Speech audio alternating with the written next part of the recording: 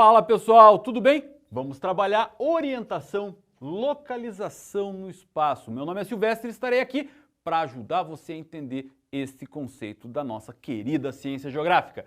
Vamos começar a falar de orientação. Orientar-se, afinal, quando você está caminhando num determinado lugar, você tem um ponto que você saiu ao outro que você busca chegar. E através dele, você vai seguindo com as suas referências. Dobrar uma esquina, encontrar uma determinada árvore do qual você vai ter que seguir se você estiver numa área mais aberta, num campo. Você vai ter uma praça, você vai ter uma casa, sempre você vai ter o quê? Referências, pontos, conhecimento de paisagem dentro desse espaço geográfico com o qual você vai ter essa facilidade para a mobilidade no espaço, para o movimento dentro do espaço. Isso são as referências. E essas referências nada mais são do que a sua orientação para o deslocamento do espaço geográfico.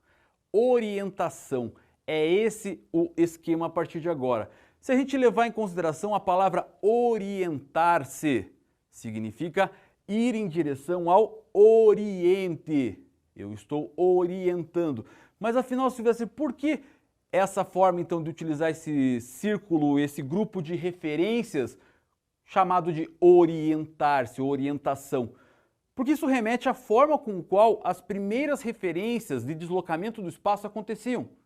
Como assim? Se você parar para pensar, qual era a primeira forma de referenciação? A luz do sol, o nascer e o seu pôr do sol, o seu ocaso, o seu crepúsculo. Então remete ao tempo da história, quando você tinha lá nos períodos medievais aquela busca dos europeus pela seda produzida na China. Era um caminho, era um sonho que qualquer mercante, qualquer mercador, qualquer comerciante tinha na sua vida. A seda produzida pelo bicho da seda vindo lá da China era algo extremamente valioso para o povo europeu. Dessa maneira, muitas pessoas faziam esse trajeto na busca de mudar de vida. Só que era uma viagem muito longa, durava cerca de 2 anos para ir e voltar.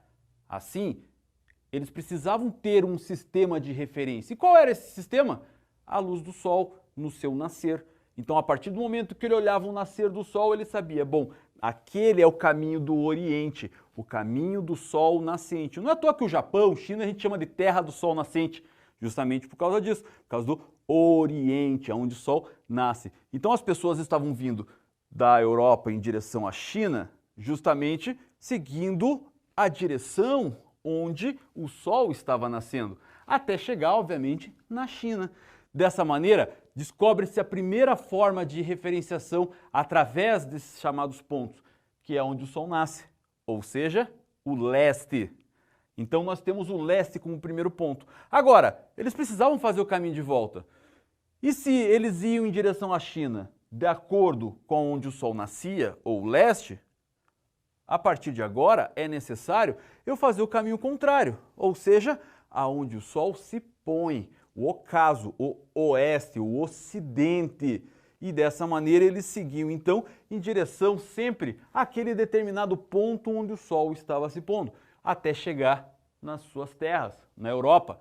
Assim, temos as primeiras formas de orientação no espaço. O leste, onde o sol nasce, e o oeste, onde o sol se põe. Assim, essas duas primeiras formas estavam feitas. Agora, o que é necessário?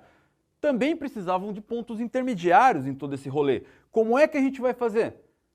Se as pessoas precisavam chegar às terras mais setentrionais, mais nórdicas, Noruega, Suécia, onde viviam os vikings, os godos, os ostrogodos, era necessário então seguir em direção intermediária, onde tinha o oeste e o leste. E dessa maneira perceberam que lá num determinado ponto no horizonte sempre tinha uma estrela chamada de estrela polar, ou também chamada estrela do norte, que apontava sempre para as terras nórdicas. E dessa maneira eles conseguiram achar nela a referência importante para alcançar essas terras, o norte. Assim surge o norte também como um ponto e, consequentemente, o caminho contrário, o sul. Dessa maneira, encontramos então as 4 principais orientações, as principais referências dentro do espaço que nós temos aí. O norte, o sul, o leste e o oeste, que nós chamamos de pontos cardeais.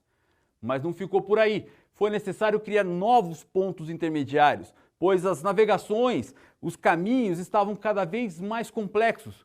E surge então 4 outros pontos intermediários. Entre o norte e o leste surge o nordeste. Entre o norte e o oeste surge o noroeste. Entre o sul e o leste surge o sudeste. E entre o sul e o oeste surge o sudoeste.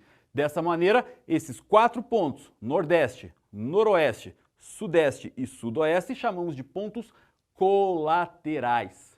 Agora, as navegações começam a ficar cada vez mais desenvolvidas.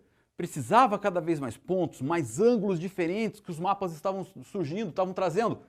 Surge então a necessidade de novos pontos intermediários entre os cardeais e os colaterais. Surgem então os pontos subcolaterais. Percebam, se o cardeal ele tem uma letra, norte, sul, leste, oeste, o colateral tem 2 letras, pois é a junção dos 2 pontos cardeais, agora os pontos subcolaterais vão ter 3. Porque vai ser a junção do ponto cardeal e do ponto colateral. Então temos entre o norte e o nordeste norte e nordeste. Entre o nordeste e o leste, temos o leste e nordeste. Entre o leste e o sudeste, o leste e sudeste. Entre o sudeste e o sul, sul-sudeste. Entre o sul e o sudoeste, sul-sudoeste. Entre o oeste e o sudoeste, oeste e sudoeste. E entre o oeste e o noroeste, oeste e noroeste e, claro, não menos importante, entre o norte e o noroeste, o norte e noroeste. Dessa maneira, encontramos então 16 pontos de referência para a orientação. Mas fica por aqui? Não, não fica por aqui. Hoje nós temos 360 pontos diferentes de localização, mas calma, não vou ficar falando todos eles aqui. Na verdade, é utilizado principalmente para a aeronavegabilidade. E ele utiliza o sistema chamado como azimute. Azimute é essa angulação que dá referência, obviamente, a toda a orientação no espaço. A gente tem o 0, o norte, nós temos 90, o leste, nós temos 180, o sul, e nós temos 270, o oeste, e obviamente cada ponto desse vai ter uma angulação diferente. Agora, pessoal, vocês perceberam que quando eu falei aqui na Rosa dos Ventos sobre leste e oeste, temos o L e às vezes nós temos a letra E, é por causa da nomenclatura em inglês. Leste, em inglês é east, com E. Então ela pode aparecer a letra E aqui também, sem problema nenhum. Da mesma forma que aqui oeste, vai aparecer também west em inglês, com W. Então pode aparecer também o W aqui e aqui WSW, sem problema algum, dependendo da nomenclatura. Na verdade, a gente acaba utilizando essas duas sempre e é totalmente comum. Então não se preocupe se no mapa ou na Rosa dos Ventos que você está vendo apareça E e W ou apareça como está aqui L e E ao mesmo tempo. Fiquem tranquilos, porque a nomenclatura ela é livre para poder fazer esse jogo. Fechou? Agora, nós entendemos até agora sobre esses movimentos. Como é que eu tenho essa referência para fazer a movimentação? Mas como é que eu faço para determinar aonde eu estou no espaço geográfico? Então nós chegamos agora na localização do espaço. Eu costumo chegar e dizer para vocês, dizer para os alunos, que a localização ela é baseada sempre num endereço. Como assim no endereço, Silvestre? Claro, nós temos diversas variáveis para alcançar um determinado lugar. Vamos imaginar que você está indo para a casa de um amigo, vai ter uma festa super legal lá. Então, na festa lá, a casa dele vai ser na Rua das Goiabeiras, número 10. Então ele tem duas informações. Ele tem o nome da rua, Rua das Goiabeiras, e o número da casa, 10. Então, se por acaso ele chegar lá, avisar, mandar na rede social, mandar num bilhetinho, num convite e tal, venham à minha festa na Rua das Goiabeiras. Legal. Então eu lá todo empolgado vou chegar e cheguei na Rua das Goiabeiras, mas na Rua das Goiabeiras tem muitas casas. Como é que eu vou saber exatamente a casa onde eu estou? Onde vai ser a festa? Assim, eu preciso ter uma outra referência. Agora, seria a mesma coisa se eu chegasse lá e dissesse assim, ó, vem na minha casa, vai ter a festa na casa número 10. Mas, pô, quantas casas número 10 não deve ter na cidade? Eu preciso dessas duas referências para cruzar a informação. Eu preciso do nome da rua e eu preciso do número da casa. E aí sim eu vou conseguir chegar na festa. Da mesma maneira que acontece aqui, gente, a chamada coordenada geográfica, que é nada mais do que o endereço de um ponto no espaço geográfico. Agora, quais são esses endereços, quais são esses elementos? Esses elementos passam, gente, justamente por linhas imaginárias que nós temos no planeta. Temos os meridianos, que são semicírculos que cortam o planeta de norte a sul, tendo como principal referência 0 grau, a linha principal, também chamado de meridiano de Greenwich, que é referência a um parque em Londres por onde corta esse meridiano principal, que foi convencionado assim devido à criação da época desses meridianos com a cidade de Londres, a cidade mais importante daquela época. Assim, tudo que estiver a oeste de Greenwich, nós vamos ter então as partes ocidentais, o que estiver a leste, as partes orientais. Fazendo o arremate de 0 até 180 graus, logo aqui no seu oposto, que nós vamos chamar esse oposto de antimeridiano de Greenwich, que é onde vai fazer o arremate dessa parte do ocidente e do oriente. Então, a parte dos meridianos vão ter as longitudes que vão seguir de 0 até 180. Enquanto que os paralelos, eles vão ser círculos completos. E esses círculos completos, pessoal, então vão ter de 0 até 90 graus, partindo para o norte, assim como partindo para o sul. Dessa maneira, temos essas duas referências. Os meridianos, que vão trazer para a gente a longitude, e os paralelos, que vão trazer para a gente a latitude. Assim, eu consigo ter essas duas informações para determinar o espaço geográfico. Por exemplo, imagine esse aviãozinho aqui, ó. Tá lá, voando, sossegado. Ele está num determinado ponto no espaço geográfico. E a gente pode fazer essa relação com o plano cartesiano na matemática. Descartes colocava justamente o quê? Todos esses planos x e y para mostrar um determinado ponto no plano. Da mesma maneira, a coordenada funciona nesse esquema. A diferença é que nós vamos ter os meridianos e os paralelos para dar a latitude e a longitude. Vamos seguir. Como nós temos o meridiano, em um determinado ponto aqui, a longitude vai ser a distância em graus em relação ao meridiano principal.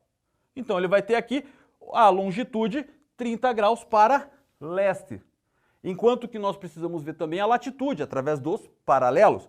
E a gente vai seguir o quê? A partir do equador, que é o paralelo principal. E nesse caso aqui ele está representado a 45 graus. A latitude é a distância em graus em relação a esse paralelo principal, no caso a linha do equador. E aqui vai ter 45 graus para norte. Portanto, eu encontro o ponto, o endereço no espaço geográfico partindo dessa lógica. Latitude norte 45 graus, longitude leste 30 graus. Eu consigo achar através dessas referências.